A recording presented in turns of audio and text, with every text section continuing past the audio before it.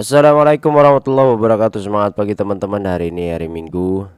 Kita akan bahas kejadian beberapa hari ini yang ternyata di hari Sabtu masih berlanjut ya, demo-demo, dan sepertinya di luar prediksi dari orang-orang yang selama ini berkomentar ke publik, utamanya kayak Pak Syahroni, kemudian Eko Patrio gitu ya. Saya sebenarnya secara pribadi terketuk gitu ya. Terketuk tuh maksudnya ternyata masih ada kekuatan yang bisa menggerakkan dari massa yang terkait dengan apa ya, pernyataan-pernyataan dan kalimat-kalimat yang menunjukkan, menurut saya sih sudah terlalu arogan ya. Kemarin kalau nggak salah di beberapa pernyataan itu Pak Syahroni ya, Ahmad Syahroni menyatakan kalau ya rumahnya terbuka gitu ya, rumahnya bisa diakses oleh, intinya gampang gitu, gampang diakses ya, dan terbuka gitu. Maksud saya mestinya kan Mbok minta maaf, menenangkan, mohon maaf apa, kayak ada pernyataan dari DPR juga gitu ya, resmi gitu. Kalau nggak salah sampai tadi pagi juga belum ada pernyataan apapun dari DPR yang kemarin joget-joget itu, yang kemarin bilang tolol-tolol itu ke rakyat ya kan. Nggak ada ngomong apa-apa. Barulah kena gedor pintunya masing-masing, termasuk Pak Eko Patrio, kemudian Syahroni, bahkan Bu Menteri ya, Menteri Sri Mulyani, kabarnya juga rumahnya seperti itu. Dan di Jogja juga sama untuk polisi ya, kantor polisi. Ternyata masih ada pergerakan itu. Ya, ini tuh check balance ya. Menurut saya sesuatu yang baik di dalam sebuah pemerintahan, karena DPR sekarang, pemerintahan, semua partai dalam tanda kutip diminta untuk satu suara kan, seolah-olah gitu ya. Ketika ada sesuatu, ketika ada kebijakan yang miring, siapa yang akan membalancing itu? Itu yang menurut pendapat saya nggak sehat, sebuah pemerintahan yang kekuatannya itu terlalu power. Dan ternyata kemarin berlanjut Sabtu, Jumat dan Sabtu chaos ya. Namun apa yang terjadi di chaos itu tentu ada korban. Kita-kita yang biasa di belakang laptop, kita-kita yang biasa di belakang komputer kayak gini itu sebenarnya sangat terbantu dengan mereka-mereka yang ada di jalanan ya, untuk check and balance seperti ini gitu. Tapi tidak bisa juga kan kita mengiyakan sesuatu yang sifatnya anarkis. Cuma kalau komentar-komentarnya udah keterlaluan seperti itu, saya sendiri pun sebenarnya gerem gitu. Cuma saya sendiri juga nggak punya kekuatan untuk jalan, untuk maksudnya kekuatan tuh ya dari segala sisi ya, mikir gitu, mau keluar kan mikir, ada ribut-ribut mikir, kita panjang mikirnya. Dan dengan kejadian kemarin Sabtu ya alhamdulillah ya, walaupun menurut saya lambat responnya dari, saya nggak tahu di pemerintahannya Pak Prabowo ini sangat sentralistik ke Pak Prabowo sih. Pak Dasko itu tidak menggelegar lah gitu gitu ya, tidak menggelegar, tidak ada leadershipnya, terlalu sentralistik di Pak Prabowo. Jadi seolah-olah tidak ada yang bisa memegang bempernya. Jadi kalau ada kebijakan yang salah itu tidak bisa. Biasanya gini, kalau pemimpin itu kan biasanya ada layer-layer gitu. Layer-layer itu yang layer terdekat itu yang bisa memutuskan cepat ya, memutuskan cepat, bertindak cepat, taktis. Baru pemimpin real pemimpinnya di belakangnya itu kalau ada kesalahan dalam tindakan tadi ya, anak buahnya itu paling tidak dia bisa membalance.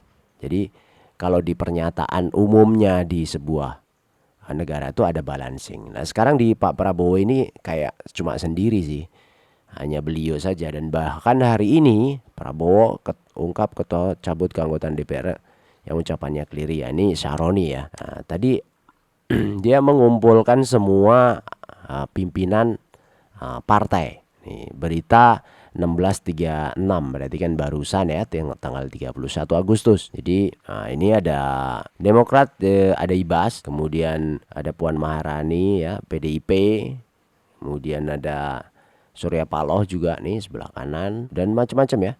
Ada Golkar, ada PKB, bersemua ya. Nah, ini ada pernyataan ya, semoga saja ini bisa menenangkan nanti di hari Senin. Tapi saya nggak yakin sih Senin itu bakalan tenang, karena Kita sendiri pun juga secara sistem trade-nya pasti pasang trailing stop ya. Untuk yang profit biasanya saya juga pasangnya trailing stop supaya nggak terlalu drawdownnya nggak terlalu dalam gitu. Kalau bisa profit untuk bisa keluar duluan, keluar dulu, kenapa tidak gitu ya. Nah, prediksinya di hari Senin ya masih panik ya, karena beberapa indikator juga nggak terlalu bagus. Kemarin rupiah juga naik ke 3 hari. Ini rupiah 3 hari ya, 4 hari malahan. 1, 2, 3, 4. Ini hari Jumat kemarin. Nah, ini adalah indikator yang paling mudah untuk bisa kita ambil secara singkat bahwa asing atau orang yang men-trade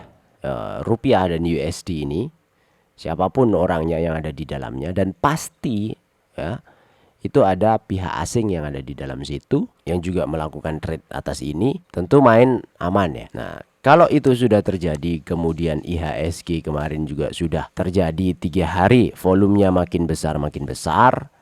Nah, Jumat pun pas waktu kerusuhan itu adalah rusuhnya di Jumat sore, dimana di Jumat sore itu posisinya belum parah-parah banget, tidak seperti malam maksudnya. Nah, kemarin kan turun nih, pembukaan turun, kemudian setelah makan siang ada yang naikin nih, ya, ada yang naikin, kemudian turun lagi. Sebenarnya kalau nggak ada yang jagain ini di 14 ini, bisa jadi kemungkinan closingnya di 7.700. Dengan pergerakan yang seperti ini, menurut saya Senin masih memungkinkan itu berlanjut, karena volume yang terjadi 2-3 hari terakhir ini adalah sudah lumayan meningkat ya, sudah lumayan besar. Dan selama beberapa hari terakhir kemarin, 11 Agustus sampai 26 Agustus ya, mulai dari IHSG posisi ada di 7.600 sampai di 7.900 ya, 300 poin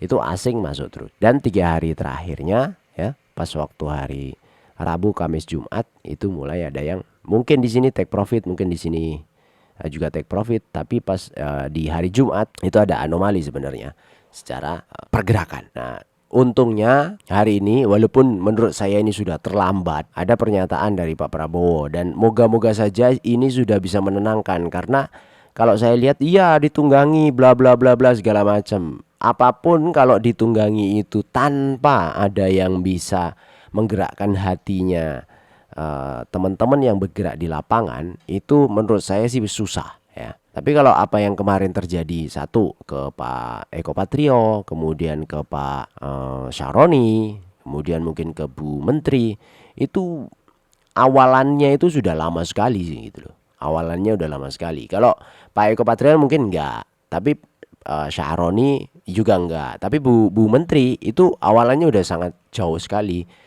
Mulai dari pajak, mulai dari kayak gitu-gitu kan banyak dibahas di sosial media gitu. Dan ojol itu melek sekali secara teknologi, karena mereka pas waktu nunggu penumpang itu pasti ngelihatnya ya Facebook, ngelihatnya TikTok, sosmed, dan di sosmed sudah ada begitu. Ketika disulut, ini Bu Menteri sekalian nih yang naikin pajak misalnya gitu ya, itu memungkinkan sekali untuk ke arah sana. Tapi kalau Pak Syaroni dan Eko ya karena ya di DPR itu, kenapa nggak langsung minta maaf bla bla bla segala macam.